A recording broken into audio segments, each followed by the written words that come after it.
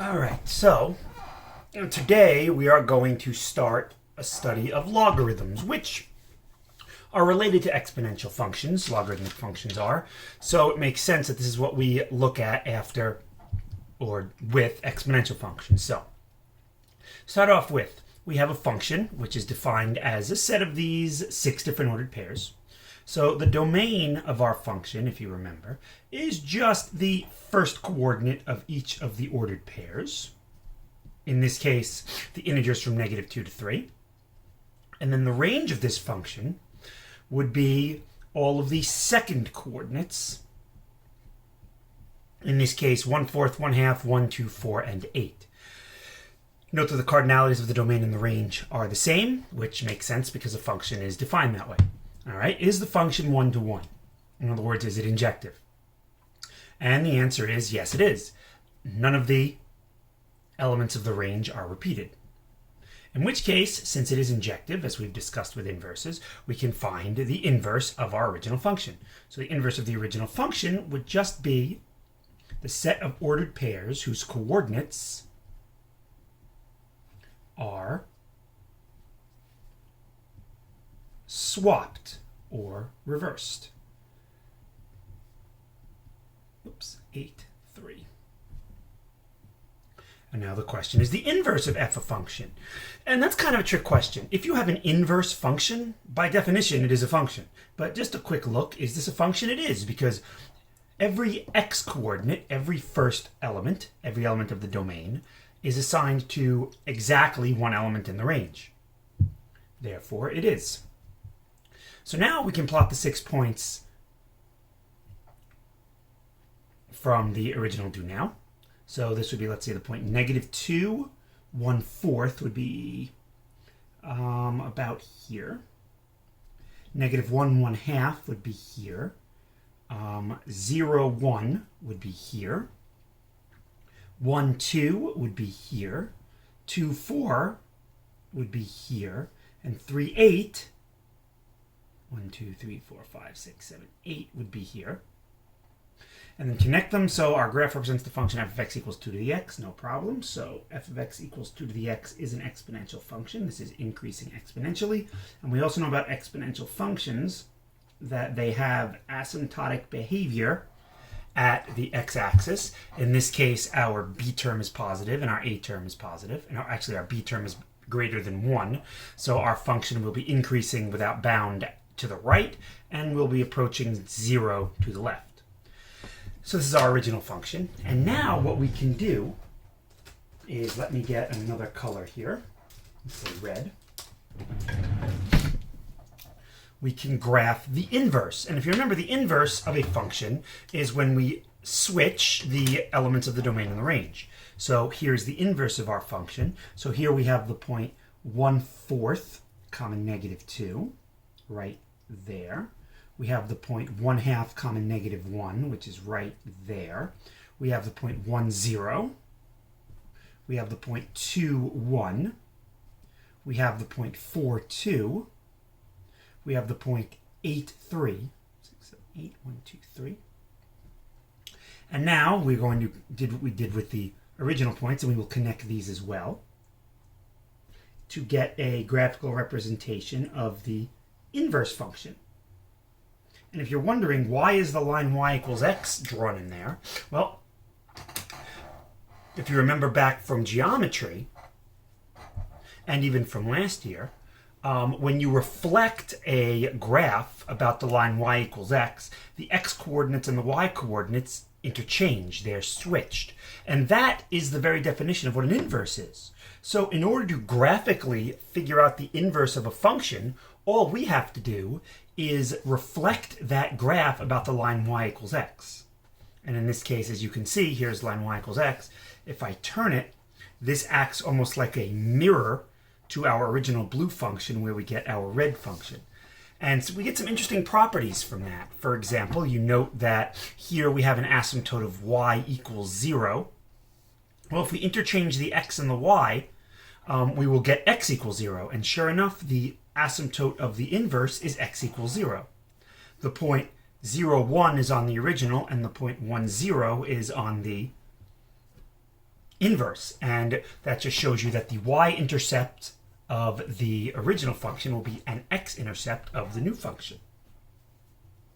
And then here we have as x gets infinitely large, y gets infinitely large, which means when we interchange them, as x gets infinitely large, y should get infinitely large, and it does. This still increases without bound. It just does so relatively slowly compared to our exponential function. But there is no bound here. If we go far enough out to the right, our y values will still increase without bound. Since exponential functions didn't originally have a nice way of writing down the inverse, a mathematician by the name of John Napier literally invented a new notation. He called it logarithmic notation, or just log notation, and that's something that we're going to look at today. So how do we define this new notation and this new function we're going to be dealing with? Well, we say that a function, get this straight here, okay. A function, f of x, is a logarithmic function if and only if the inverse of that function is an exponential function. And in this case, I specifically just write b to the x. I let a equal 1. So in other words, a function f is a logarithmic function if and only if its inverse is an exponential function. A logarithmic function is denoted as f of x equals log base b of x, and that's how it is read. This notation is read as log base b of x. It's not log b of x, it's not log x b, it's not log little bx, it's log base b of x. Note that a logarithm can be thought of as the exponent to which you raise the base to get the element in the domain. So just as an example, log base 2 of 8. This represents an exponent. This is the exponent to which I raise 2 to get 8. In other words, it is the value of x that solves the equation 2 to the x equals 8. This is the exponent to which I raise 2 to get 8. 2 to what power is 8? And in this case, log base 2 of 8 would be equal to 3. So if f of x equals log base a of x and g of x equals a to the x, let's find the composition. We know from our definition of inverse that if we take the composition of these two functions, we should get x. So let's see if that's the case using the log laws that we know. So let's see. F of g of x is the same thing as f of g of x, which is f of a to the x, which is log base a of a to the x. And from our log laws, we know that the log base anything of an exponential expression allows us to take the exponent and transfer it to the front of the log as a multiplication problem. And then we know that log base a of a is 1. A to what power gives you a? Well, it's 1. So this is just x times 1. So this is x. So at least in one direction, when we compose the logarithm and the exponential function, we get the inverse, which is nice. So this is at least half of the proof that these functions are in fact inverses as we've defined them. It also shows that the logarithmic identities that we studied actually do hold. They're verified in this. So this property can be used to find the inverses of exponential functions. So let's find the inverse of 3 to the x. So I need to figure out what the inverse of 3 to the x is. Well, I know that I need to find a function that when I compose it with 3 to the x, I get x. Well, if I were to take a log, which log would I take? Well, just from the way that this is set up, since I know that log base a of x and a to the x are inverses, then the inverse of 3 to the x would be log base 3 of x. And here I know that the inverse would be log base 1/2 of x. And here the inverse of p would be log base pi of x. And again, note that the only conditions we have on this base is that it's positive and it's not 1. In general, well, that's easy enough. The inverse here is log base b of x from this expression. A times b to the x gets a little trickier. So for this one, to find the inverse, we're going to actually use our inverse rules. Because here I have more than just an exponential function. I have what we've defined as a generic or a general exponential function, this extra a in front. So this is the same thing as a times b to the x is equal to y. And now if I want the inverse, if you recall, we switch the x and the y values, we interchange the domains and ranges, and now we're going to solve for y. So to solve for y, we divide both sides by a. Oops. B to the y, getting ahead of myself. And now I need to solve for y. The only way to get y out of this exponent is to use a log. I could use any log that I want, but I know if I use log base b, I'll be able to eventually cancel out this exponential base of b. So let us log base b and apply that function, compose both sides of this equation by that function, log base b of b to the y.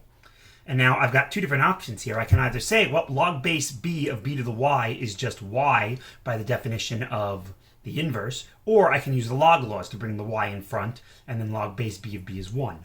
Either way, though, I end up with y is equal to log base b of x over a, which is our inverse.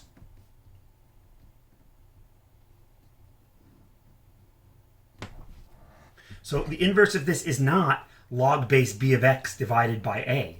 Instead, note that the a is part of the quotient of the actual input element of the domain x, which should make sense in some respect, because here the a is multiplying our function b to the x. The b to the x is the output of the original is the input of the inverse, so it makes sense that there would be a relationship like that there. All right? Now let's go the other way, find g of f of x. And this is going to end our proof that these are inverses. This is g of log base a of x. This is a to the log base a of x. And here I'm going to use the definition. Note that a logarithm can be thought of as the exponent to which you raise the base to get the element in the domain. So this exponent represents the exponent to which I raise a to get x. So this exponent is the exponent to which I raise a to get x, which means if I raise a to this exponent, I get x.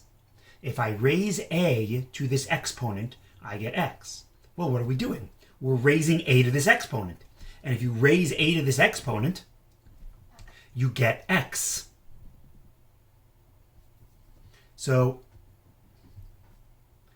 note that our composition, regardless of the order, results in x. And that means that since f of g of x and g of f of x are both equal to the identity x, and the identity, remember, has to be commutative, that logarithmic functions and exponential functions are, in fact, the way we've defined them, inverses. So now I can use this property. Since now I know that when I compose these, I also get that. Well, the inverse of log base 3 of x would just be 3 to the x. This now works the other way. The inverse of log base 1/2 to the x, of x rather, is 1/2 to the x. The inverse of log base pi of x is pi to the x. In general, the inverse of log base b of x is b to the x. And here, from our work before, we know what this is going to wind up as. But again, we could use the definition of inverse to invert. Oops, that should be a y. The x's and the y's. And now I will compose both sides of this equation by the function b to the x. So the left becomes b to the x. The right-hand side becomes b to the log base b of y over a. And remember, on the right, this exponent is the exponent to which I raise b to get y over a, which means if I raise b to this exponent, I get y over a.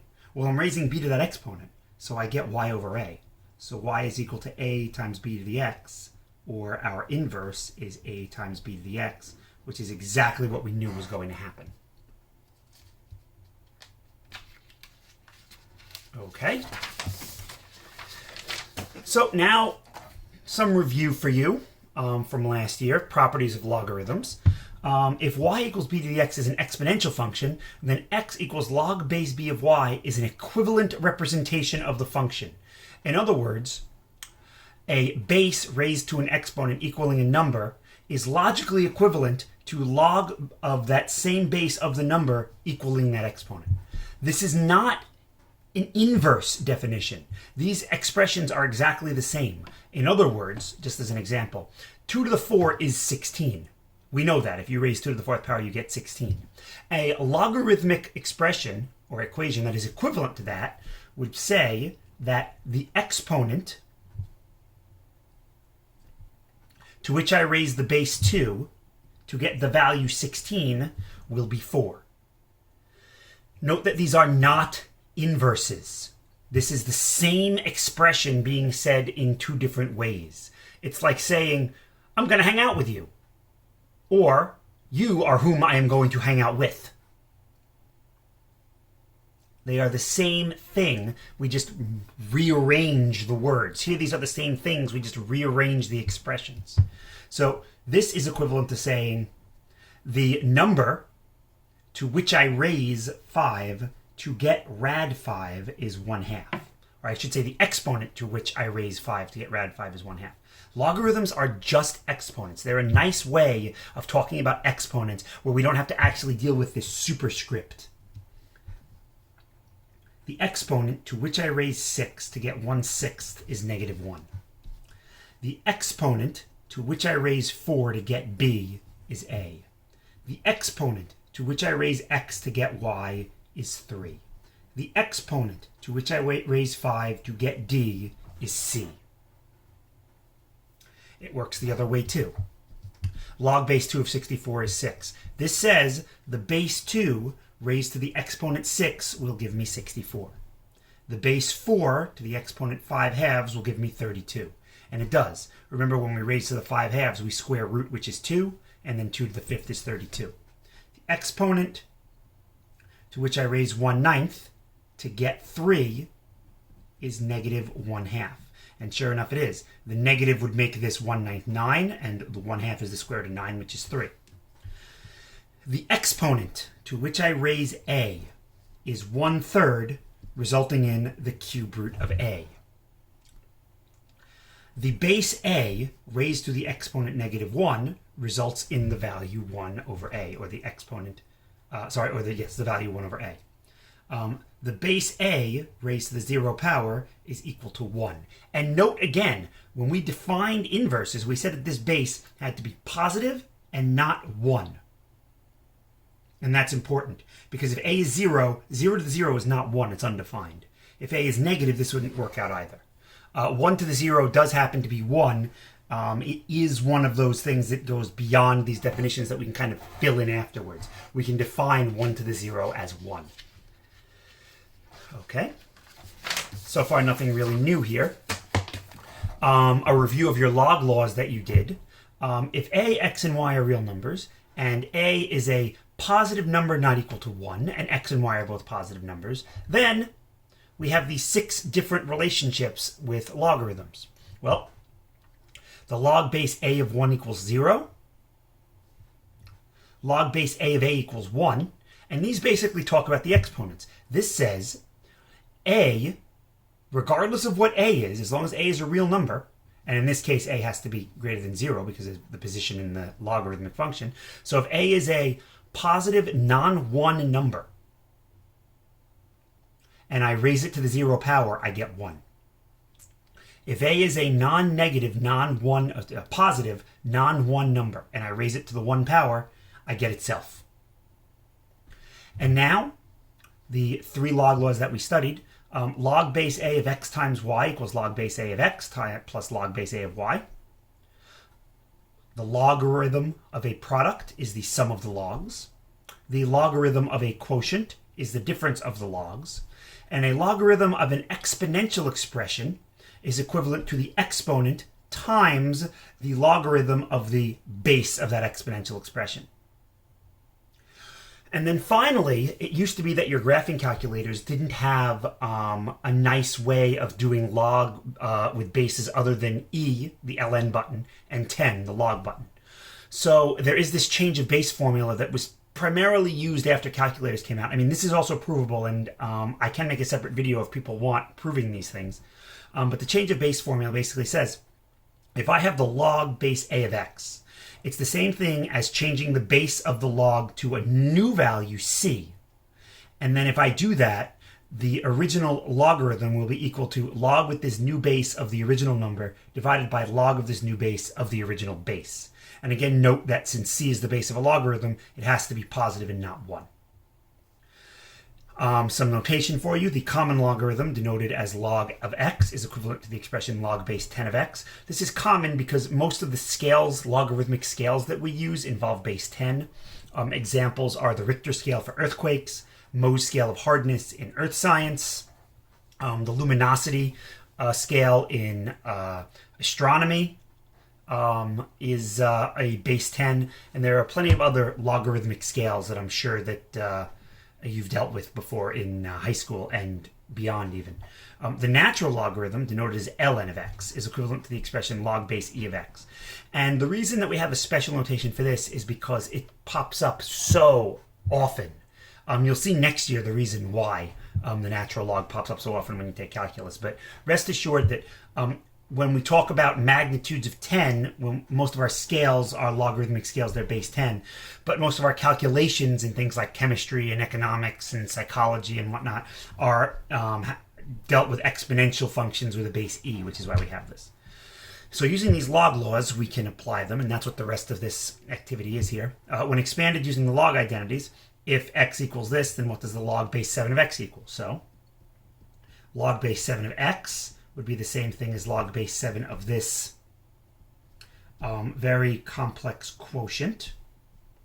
And now I can rewrite this as log base 7 of, the numerator is a product, so that would be the cube root of a plus log base 7b squared.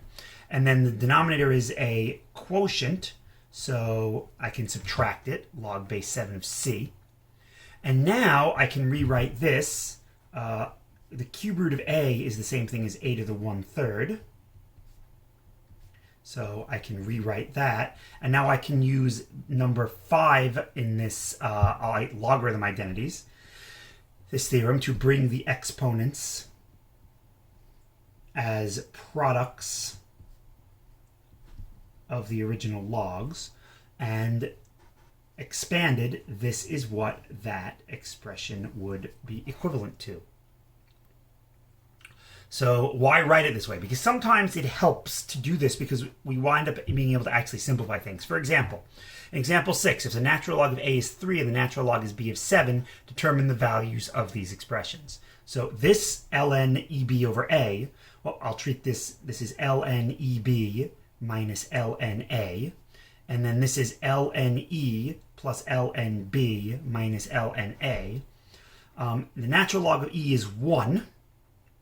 By definition, log base e of e is 1. ln b we've defined as 7 in this problem.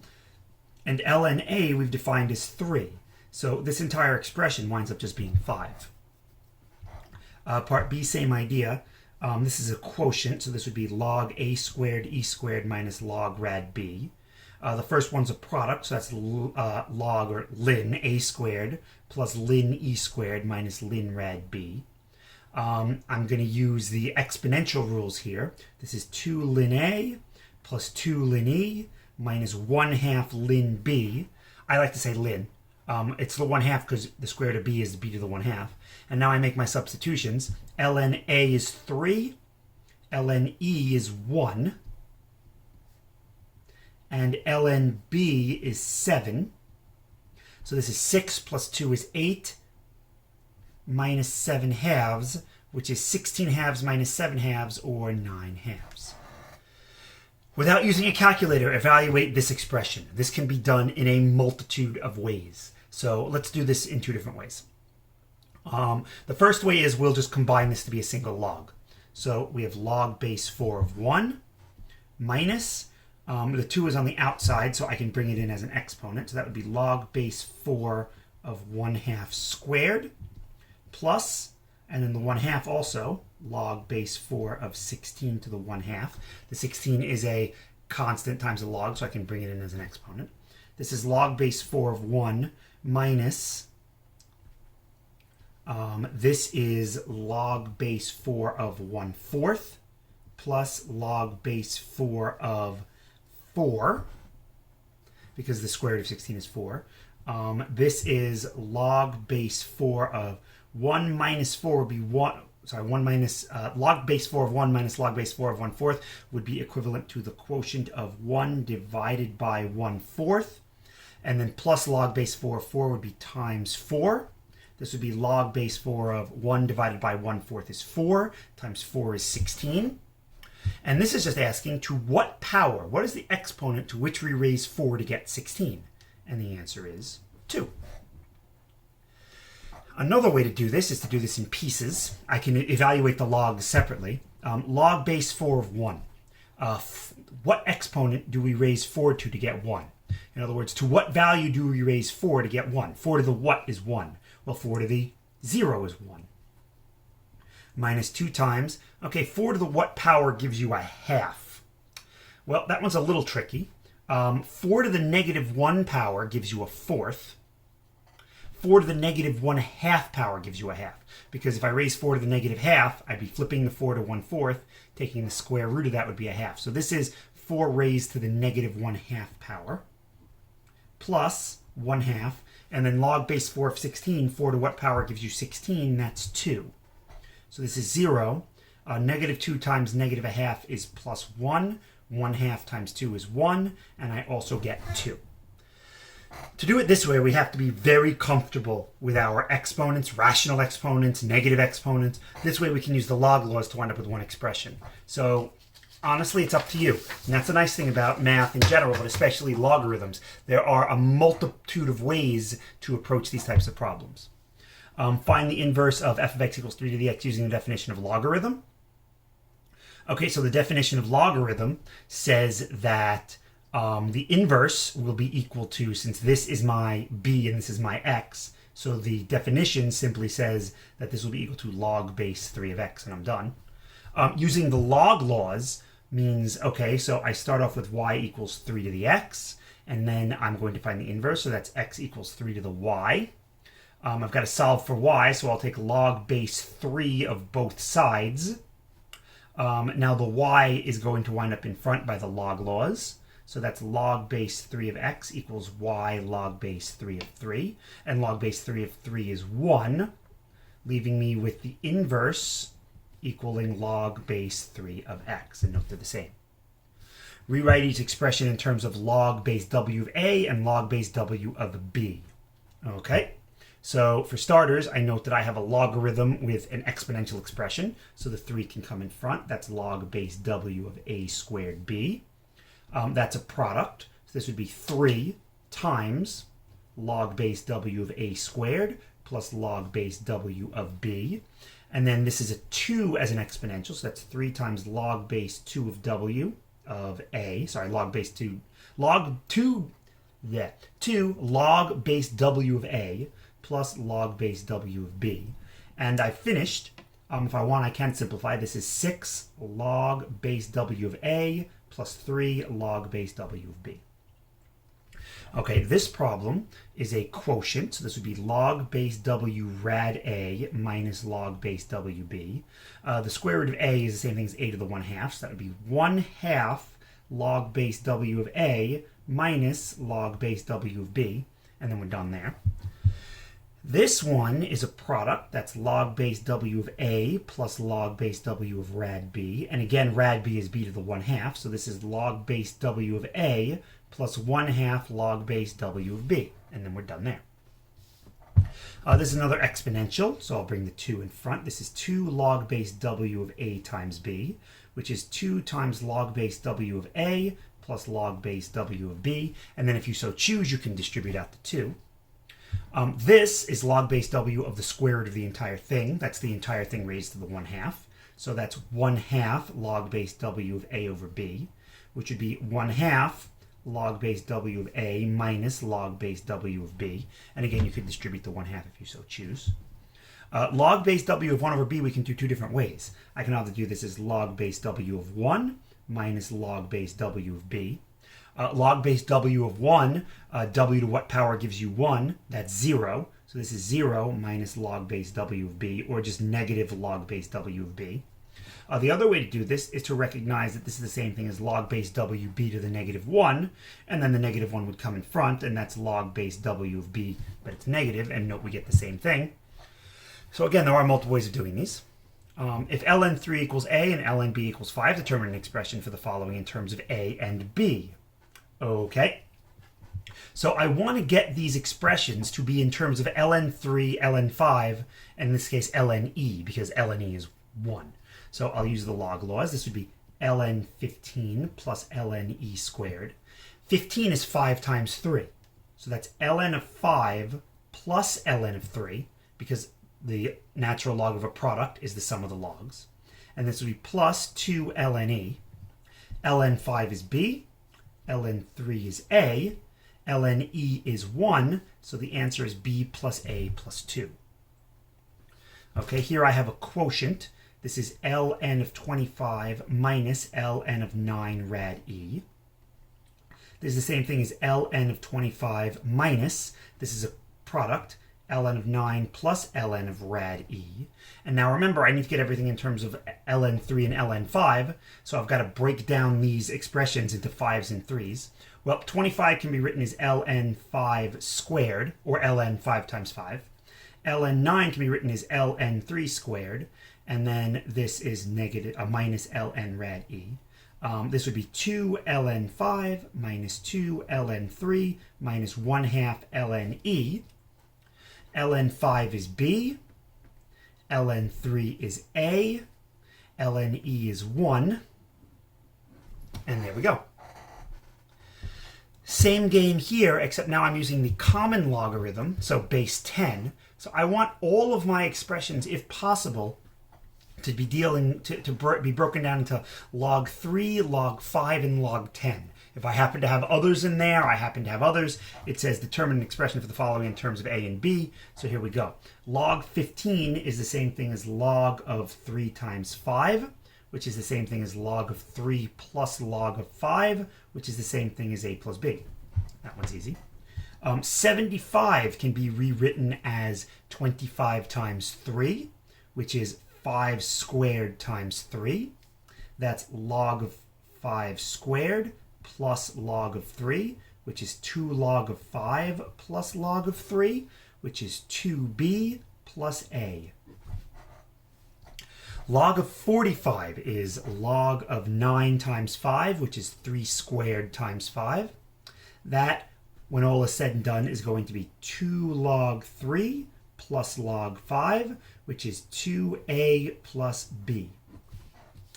Log of 25 over 3 is the same thing as log of 5 squared over 3, which is the same thing as log of 5 squared minus log of 3, which is the same thing, if I bring the 2 in front, of 2 log 5, which is b, minus log 3, which is a. Log 30 is the same thing as log of 3 times 10, which is log of 3 plus log of 10. Log of 3 is a, and log of 10 is 1. Because remember, if I have the logarithmic expression without an explicit base, that is equivalent to the common logarithm, or log base 10. And log base 10 of 10 is 1. Log base 6, that one is a little trickier. That gives us log base 10 of 2 times 3. That's log of 2 plus log of 3. I do have an expression for log of 3, it's a, but I don't have one for log of 2. So this is just a plus log of 2. And there's no nice way to write 2 in terms of 5, 3, or 10. I could write it as 5 minus 3, but I can't take the log of a difference. There's no formula for that.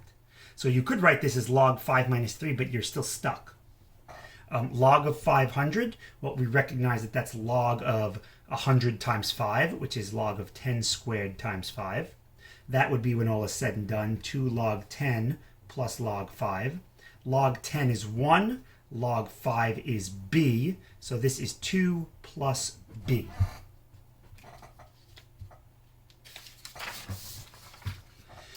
And then the final page with the hardest question on it. If log base 3 of 8 equals k. Determine an expression for the following in terms of k. And note that I picked an expression that doesn't evaluate nice. 3 to what power gives you 8? It's not a nice number. So I need to get this in terms of k. So this is log base 3 of 2, and I already have log base 3 of 8. So the question becomes, what can I do to this 8 to get 2? So I hope you realize that 2 is just the cube root of 8. 8 to the 1/3 equals 2. So this is the same thing as log base 3 of 8 to the 1/3. But that's the same thing as 1/3 log base 3 of 8. And log base 3 of 8 is equal to k. So this is the same thing as 1/3 k, or k over 3. So here the idea is to try and re-represent 64 in terms of 8. So here we have log base 3 of 64. That's the same thing as log base 3 of 8 squared, which is the same thing as 2 log base 3 of 8, which is 2k. Log base 3 of 4 is a little trickier. How does that get us to 8? Well, we're going to use the first problem to kind of help us. 4 is almost 8 to the 3rd. 8 to the 1/3 is 2. If I square that, I get 4. 8 to the 2/3 is 4. That one's a little tricky. That's 2/3 log base 3 of 8, which is 2/3 k. Again, I just have to ask myself, 8 to what power gives me 4? Well, I know 8 to the 1/3 gives me 2, and then from 2 I can square it to get 4. Log base 3 of 24. That one really isn't nice. This is log base 3 of 8 times 3. But that is nice, because note that I've been able to break up 24 now in terms of 8 and 3, which is my base. This is log base 3 of 8 plus log base 3 of 3. Log base 3 of 8 is k, and log base 3 of 3 is 1. Log base 8 of 24. That one's different, because here it's log base 3. And I want my expressions to be in terms of log base 3. So here I'll use the change of base formula.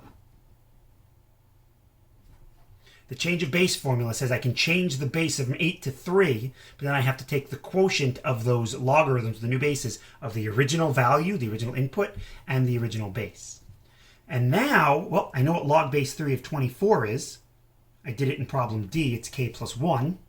I know what log base 3 of 8 is. It's just k.